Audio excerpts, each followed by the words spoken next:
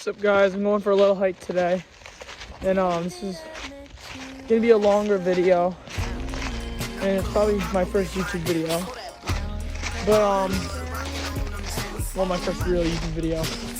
I just wanted to talk about, my goals for the coming future, and explain how I'll reach these goals. A lot of you may know I want to climb Mount Everest once I turn 18, which is that's like the oldest age my mom will let me do it, since I'm a legal adult.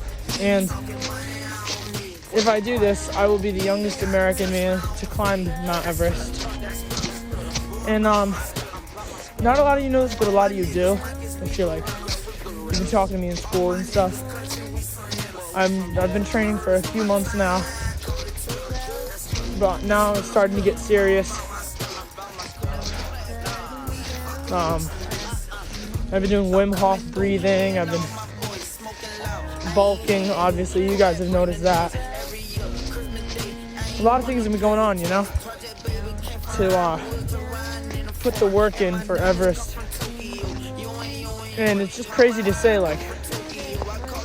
if all goes right, my senior year, I won't be coming back from spring break because I'll be in Kathmandu, Nepal, and I will be attempting to climb Everest. It's wild. So now, I gotta explain how I'm gonna do this to you guys. It's not gonna be like some crazy elaborate plan. It's pretty much just, I broke it down in steps. So step 1, the winter summit of Mount Washington once. Step 2, do a winter summit of Mount Washington twice in one day. Step 3 is do the stairs of the Empire State Building. That's going to be difficult because it's hard to book it, it's hard to book a trip to do that. Step 4, I'm going to go up to somewhere on the West Coast and do a 4,000 footer, which is it's not 4,000, sorry, 14,000. Well, I was thinking meters, 4,000 meters. 4,000 meter mountain, which is kind of where a little bit of hints of altitude sickness come in. And that was gonna be my first decent challenge. Not really. I'm aiming for Rainier, but you never know. Then, hopefully, if I get this far, I will have my first sponsor, and that will be where I'm aiming to climb Mount Aconcagua, which is in Argentina. It's actually the tallest mountain on the Western Hemisphere. So it's about 6,900 meters, just under 7,000 meters. So 21,000 feet. That will be my biggest leap. And then hopefully after that, I will be able to get the fundings, get the sponsors to support, to support my Everest expedition. I've been looking at a few companies. I'm not gonna just go name them out right now because it's not a guarantee. I'm looking at a few, a Swiss one. But yeah, I've been looking at a few companies for a sponsor. But here's the thing, I don't think they'll sponsor my entire training too. They'll probably just sponsor Everest. So that's gonna be difficult. To find one for Aconcagua. And I'd probably need to find one for the West Coast of America. Because I ain't flowing like that. It's kind of hard to get a trip over there on my own. And I know damn well my mom's not climbing those mountains. She's getting a little old for mountain climbing like that. But yeah, that's my plan.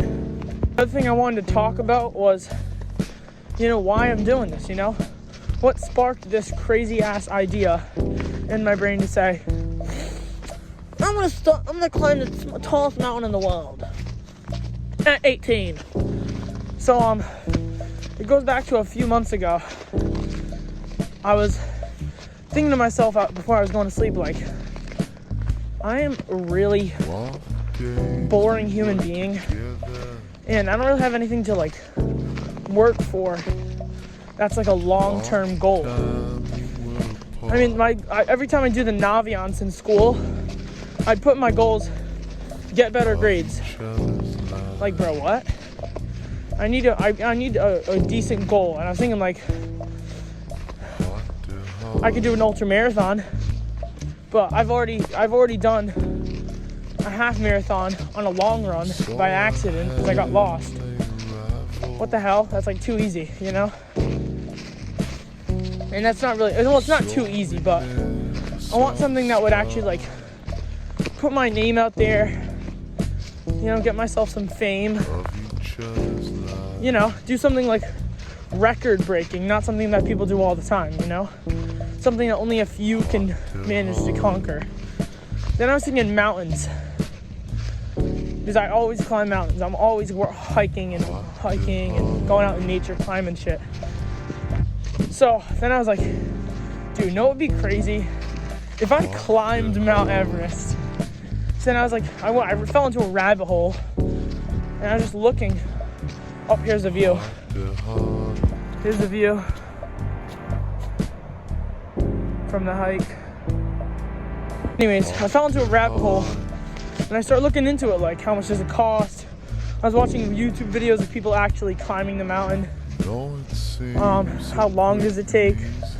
I was talking to my friends, like, would you rather climb Mount Everest or die on K2? Like, stupid shit like that. You know, I was keeping it in my mind. I was researching it. I was looking at stuff. I was making it more appealing to me. Because at first I was like, you know, I like the little mountains, but I don't think I'd ever want to climb a big mountain like that. And then I just, you know, I kind of got lost in the rabbit hole. I think I still am in the rabbit hole, if I'm being quite honest. And there's a highway. Sorry if it's a little loud and shaky. But I started, like, picturing myself, like, calling my mom on top of the mountain saying, yo, Mom, I did it. And I was talking to my mom, like, a few months ago about my goals and desires, and I was like, yeah, I want to climb Everest. And she was like, better not die. So that her comment saying, I better not die, she's not saying, oh, you'd never be able to do that, or keep dreaming, buddy, or something like that, you know, something I would think she would have said. She said, you better not die, like, I was going to do it. Like, and that just, like, that sparked something inside of me, like, damn, she actually believes I'd do it.